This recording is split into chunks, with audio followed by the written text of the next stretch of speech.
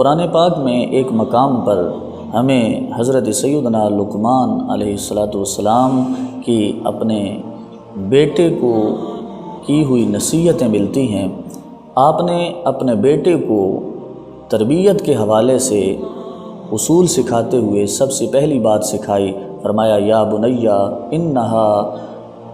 بنیا لا تشرک باللہ ان الشرک لظلم عظیم، اے میرے پیارے بیٹے کبھی بھی اللہ پاک کی ذات کے ساتھ کسی کو شریک نہ بنانا، کیونکہ یہ ایک بہت بڑا ظلم ہے۔ آگے فرمایا یا بنیا انہا ان تک مثقال حبۃ من خردل فتکن فی صخرۃ او فی السماوات او فی الارض یأت بها اللہ ان اللہ لطیف خبیر، کہ اے میرے بیٹے کبھی بھی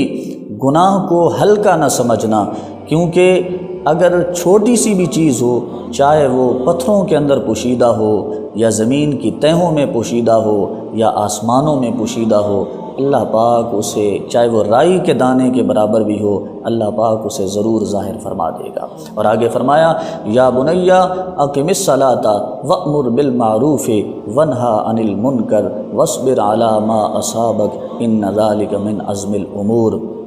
اے میرے پیارے بیٹے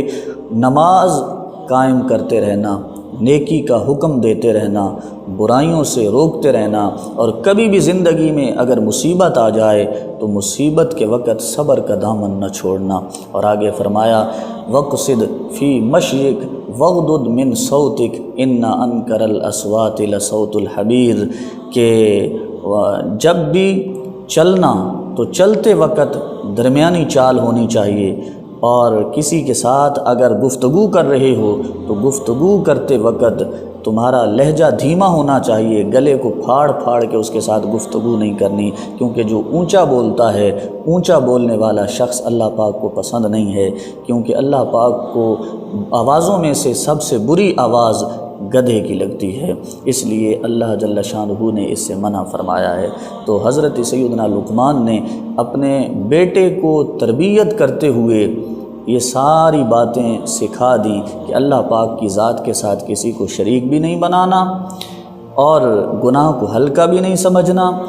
اور نماز پڑھتے رہنا ہے، نیکی کی دعوت دینی ہے، برائی سے روکتے رہنا ہے، اور لوگوں کے ساتھ گفتگو کرتے ہوئے اپنا چہرہ بھی ٹیڑھا نہیں کرنا، اور اللہ کی زمین پر اکڑ اکڑ کے بھی نہیں چلنا۔ یہ ساری باتیں اپنے بیٹے کو سکھاتے ہوئے اس پوری